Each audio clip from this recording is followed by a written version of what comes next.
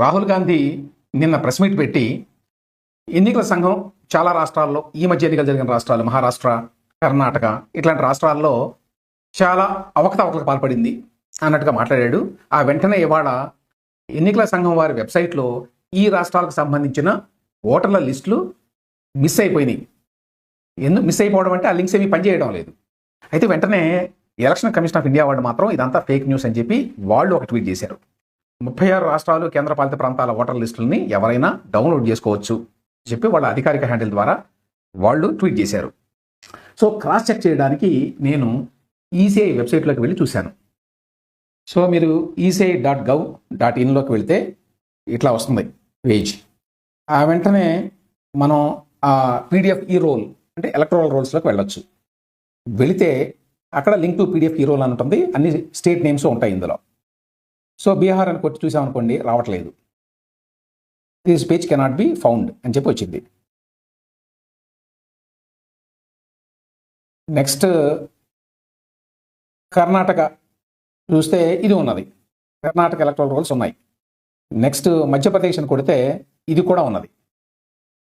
మహారాష్ట్ర కొడితే మళ్ళీ రాలేదు. నెక్స్ట్ రాజస్థాన్ క్లిక్ చేస్తే ఇది కూడా this site can't be reached అని వచ్చింది. సో నెక్స్ట్ తమిళనాడు క్లిక్ చేస్తే ఇవి కూడా వచ్చినాయి ఎలక్ట్రల్ రోల్స్ అన్నీ కూడా. తెలంగాణ చూస్తే ఇందులో కూడా ఉన్నాయి, ఇది కూడా కరెక్ట్గానే వచ్చింది.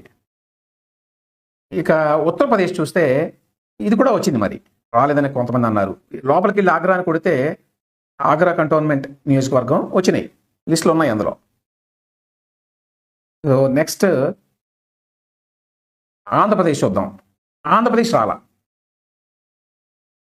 దీన్ని బట్టి అర్థమైంది ఏంటి? రాహుల్ గాంధీ ఏ రాష్ట్రాల గురించి అయితే మాట్లాడాడో ఆ రాష్ట్రాలు మాత్రమే కావాలని తీసేశారు అని చెప్పి అనుకోవడానికి లేదు. ఎందుకంటే వేరే రాష్ట్రాలు కూడా రాలా.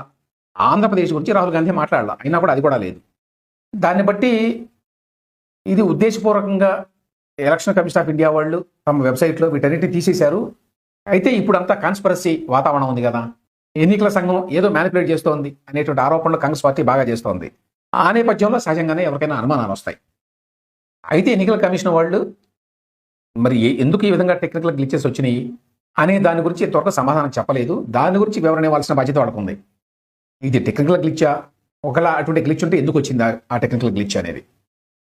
వాళ్ళ దగ్గర నుంచి సంతృప్తికరమైనటువంటి వివరణ రాకపోతే మళ్ళీ ఇందులో ఏదో కుట్ర కోణం ఉంది, ఏదో కారణంతోనే ఇట్లా చేశారు, దీని వెనక ఎన్నికల సంఘం వాళ్ళ హస్తం ఉంది అని అనుకునేటువంటి అవకాశం అయితే ఉంది.